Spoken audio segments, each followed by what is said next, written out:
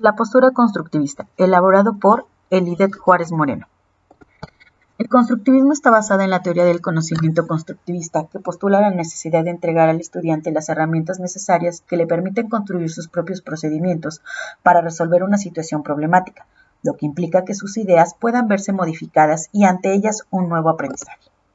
La teoría del constructivismo en la educación consiste en 5: teoría del constructivismo epistemológico, teoría del constructivismo psicogenético, teoría del constructivismo cognitivo y teoría del constructivismo social o sociocultural, y por último el constructivismo radical y social. La teoría del constructivismo epistemológico nos da una propuesta teórico-epistemológico. Se fueron configurando esta tarea principal que tenía importantes implicaciones sobre el modo de entender el conocimiento científico, y en el plano de los psicólogos abordar la manera alternativa al problema de cómo conocemos y cómo aprendemos. Sus ideas centrales era explicar alternativas epistemológicas de cómo se genera y cómo se transforma en la realidad. También sostiene que el conocimiento no es una copia de la realidad, sino una auténtica. Por otro, hay una propuesta en la que se recupera el sujeto cognoscente en la problemática. Y por último, el ser humano deja de ser receptáculo pasivo a un ente meramente reactivo. Por lo tanto, el conocimiento se representa directamente en la mente del sujeto, quien recibe pasivamente los estímulos del entorno y hasta cierto punto independiente del medio externo.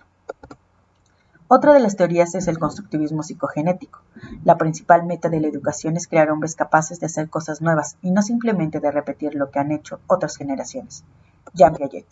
En esta teoría nos permite responder a la pregunta epistémica: ¿cómo se construye el conocimiento científico? Esto dio lugar a sus conocidas teorías de los estadios y del equilibrio. Por lo tanto, intentó desarrollar una explicación del sujeto basada en conceptos biológicos y psicológicos.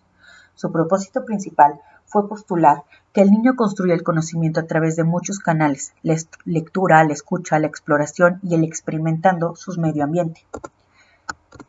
El constructivismo también cognitivo nace a finales de los 50 bajo la metáfora de la mente como computadora bajo 3 vertientes. Teoría de la asimilación o del aprendizaje significativo. Plantea que el aprendizaje del humano depende de la estructura cognitiva previa que se relaciona con la nueva información. A esto se le denomina aprendizaje significativo. Teoría de los esquemas. Se organiza en módulos o dominios de conocimientos mediante jerarquización de integración. Los esquemas guían la actividad de diferentes procesos cognitivos. Teoría del aprendizaje estratégico. Busca promover en los alumnos la toma de conciencia de los que han aprendido y de los procesos. En estos son diferentes de la versión piagetiana, ya que no plantean una problemática epistémica, sino más bien un pragmático pedagógico. Ninguno de ellos se propone un mecanismo autoorganizador que actúe como rector de operación.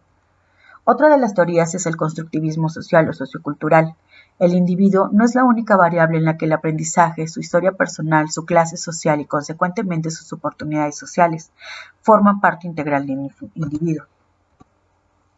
En resumen, el énfasis puesto en la dimensión interpersonal, comunicativa y social para el estudio de las prácticas educativas, la importancia del papel que tiene la mediación semiótica en los procesos psicológicos y sociales, y la consideración del contexto cultural como factor determinante para la comprensión de las actividades psicológicas y educativas.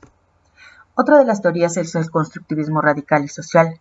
El constructivismo radical, desarrollado por Glasper, considera que el conocimiento es adaptivo y se construye a partir de la experiencia de la propia realidad. El constructivismo social, por Howe y Berry, consideran que la realidad es creada por el lenguaje oral o escrito, por lo cual la verdad se crea mediante consensos en forma colectiva.